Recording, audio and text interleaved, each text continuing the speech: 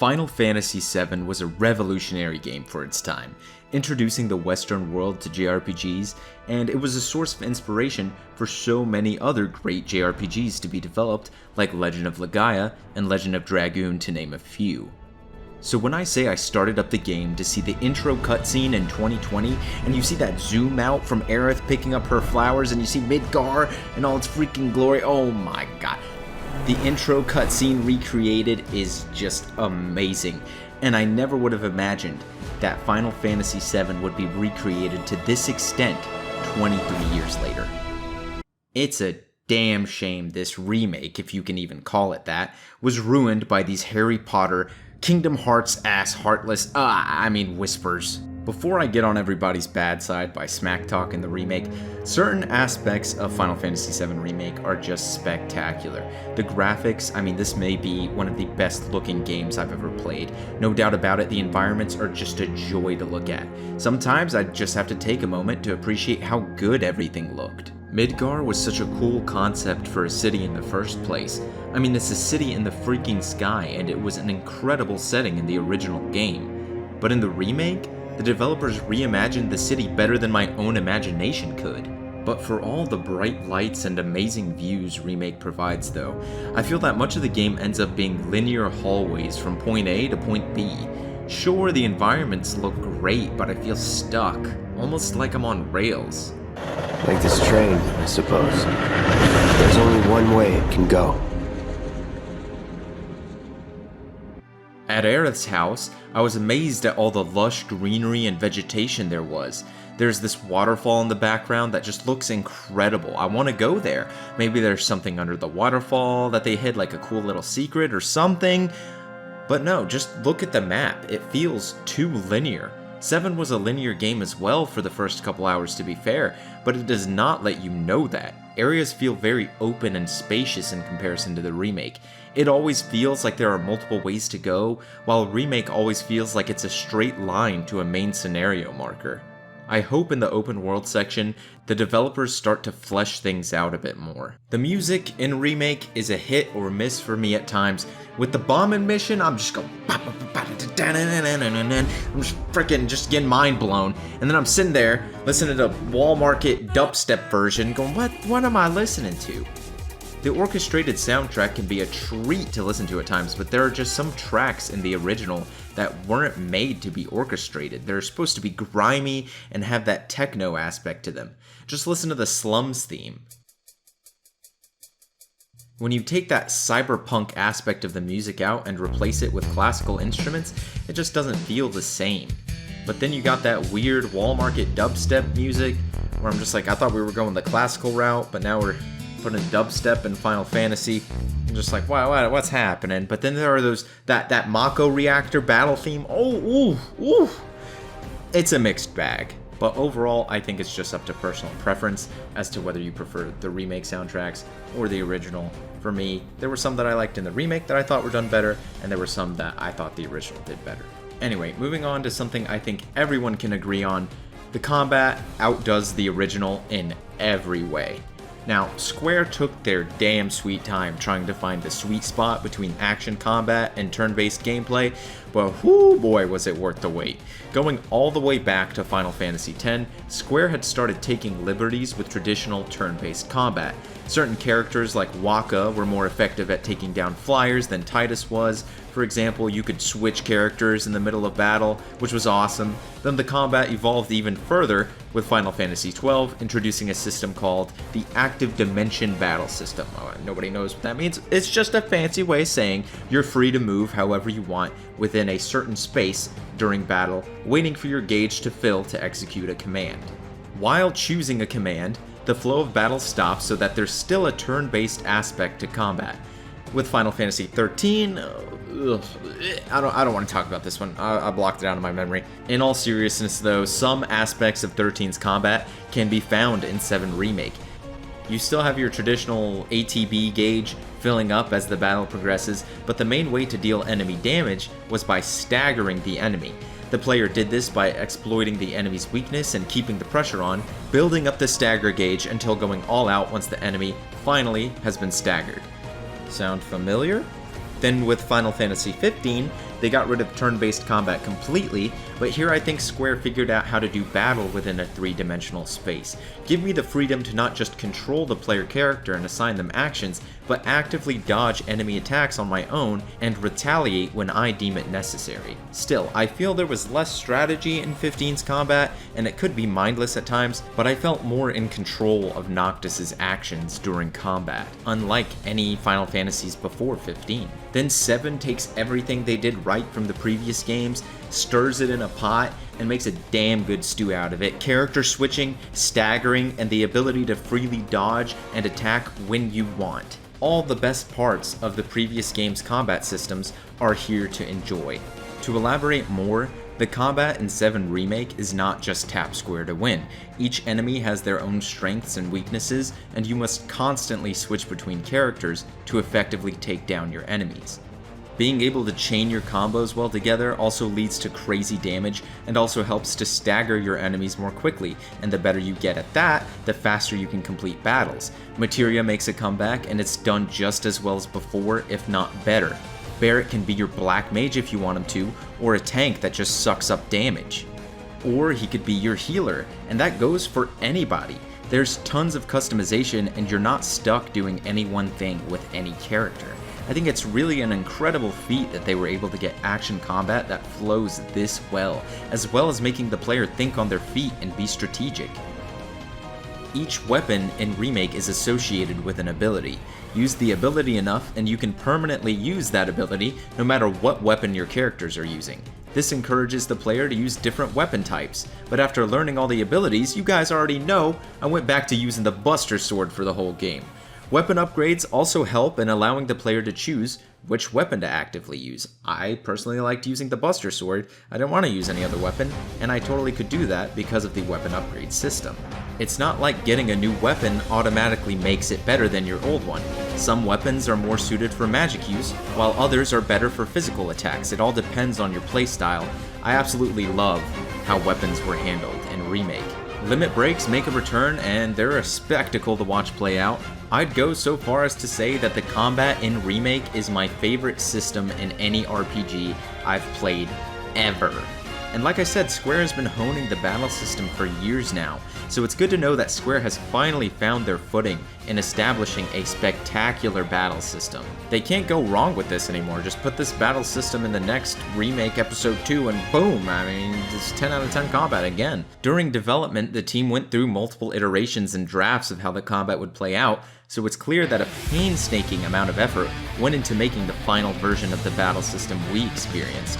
If there's one thing Tetsuya Nomura knows how to do, it's make some damn good gameplay.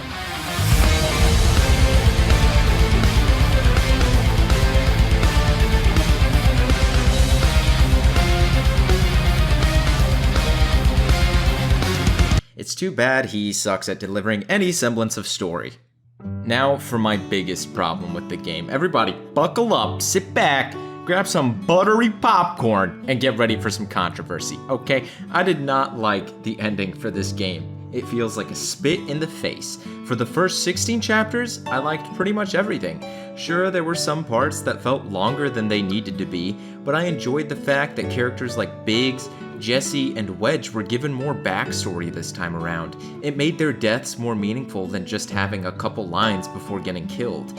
There are two gripes I have with the first 16 or so chapters though, and both of them tie in with the ending. Firstly, those godforsaken expecto patronum ass whispers that pop up out of nowhere. You're sitting there wondering what the hell these things could possibly be, as they weren't in the original game, and they pop up in some of 7's most important moments. But they are straight up largely ignored by the game's main characters for whatever reason. Of course, they're explained in the remake's ending, but they just feel so out of place. Whenever the whispers show up, I just don't feel like I'm playing a Final Fantasy game anymore. If anything, Kingdom Hearts Eat Your Heart Out is all I can think of when I see those stupid things. Secondly, Sephiroth. He is portrayed terribly in Remake compared to how he was portrayed in 7.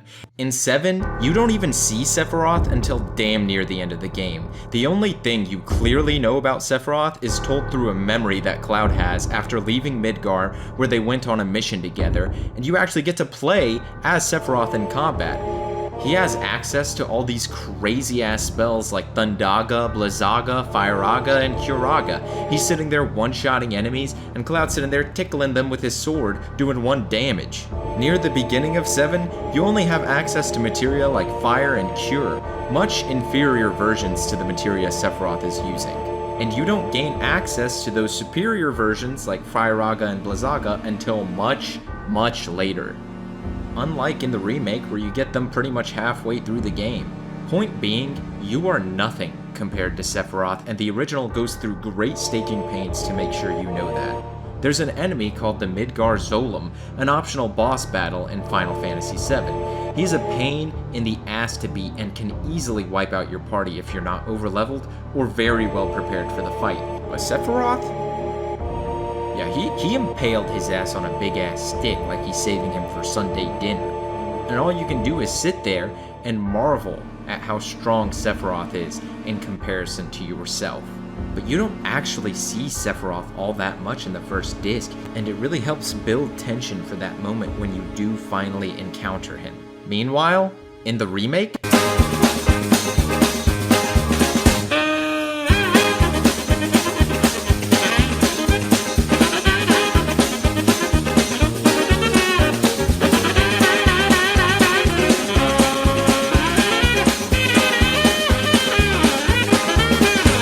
I saw him in the first hour. There's no build-up, no nothing. They're showing him every 2 seconds, and it's clear there's no purpose other than making the player go, "Oh my god, Sephiroth! Oh my god!" Yes, clearly I know Sephiroth is the main villain, so stop showing him to me every minute. It's just straight up fan service for the sake of fan service. If you were going to reveal him, do it in a cool way. Just don't do it for no reason at all. I just feel like nothing was planned. You can tell the original Final Fantasy VII was well thought out. They had a plan for the story and stuck to that plan.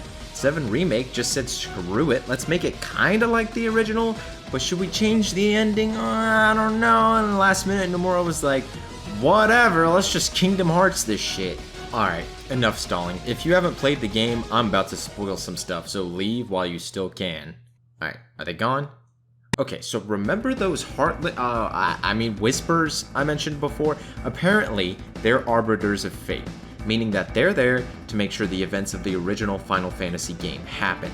For instance, when Aerith falls off the roof of the old church when trying to escape from Shinra, a whisper saves her because she isn't supposed to die there.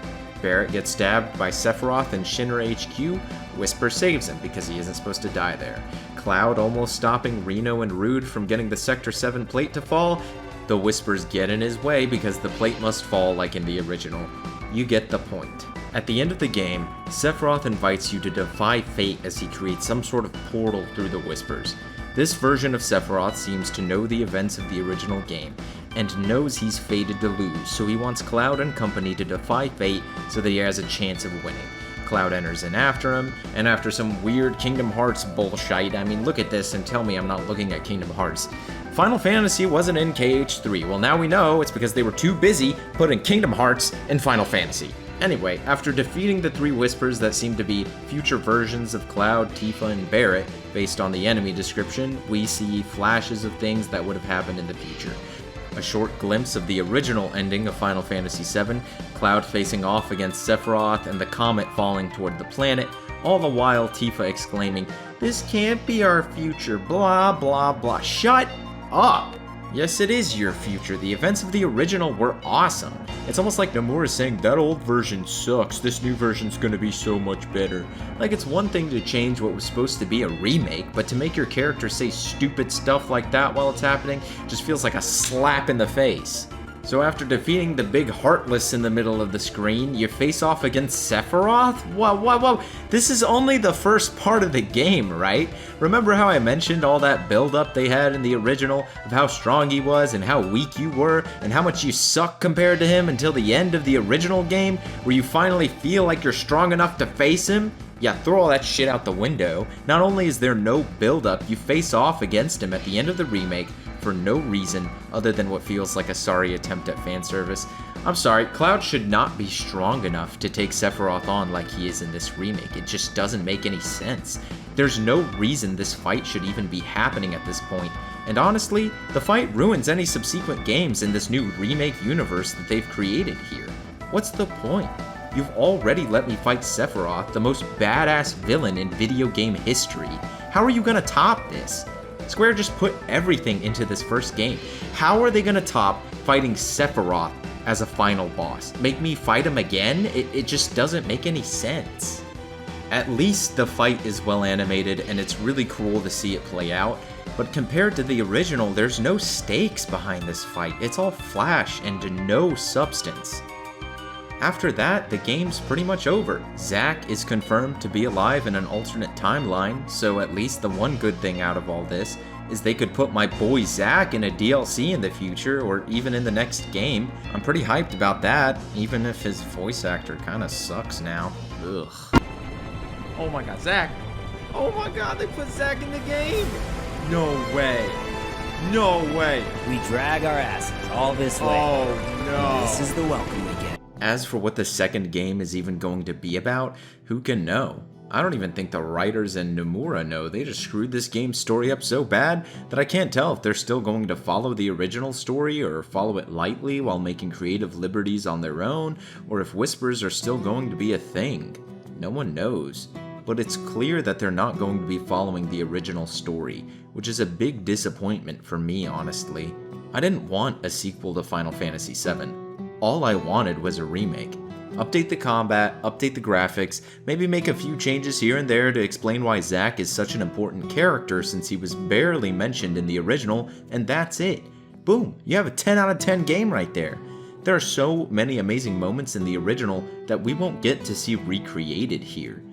The Tifa vs. Scarlet slap-off, Cat Sith's betrayal, the Golden Saucer, Cloud's Who Am I moment, all that is gone in this universe. It's never going to happen. This is an entirely different game on its own. And the saddest part about it, Aerith's death is a toss-up as to whether she will be killed now or not. Same goes for Jessie, Biggs, and Wedge. Now I know most of you are probably excited about this change, but let me explain why this change is a big deal to me and to Final Fantasy's original creator.